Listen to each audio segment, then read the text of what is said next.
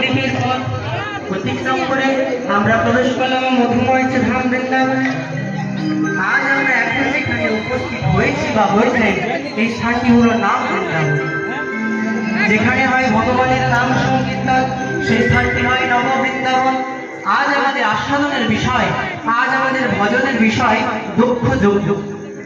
এখানে অনেকে ভাববেন এটা তো সান্ত্রাদি কর্মানুষ্ঠান, এখানে দক্ষ যজ্ঞ করাটা কি ঠিক?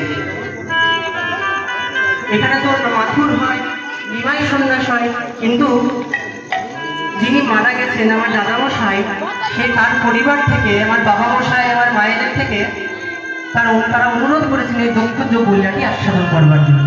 তাই চলুন আমরা দক্ষ যোগ লীলার প্রথম পদটি আস্বাদন করি। কৈলাস পর্বতে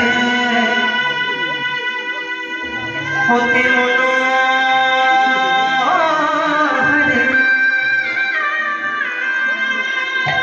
বসে আছে ভোলা।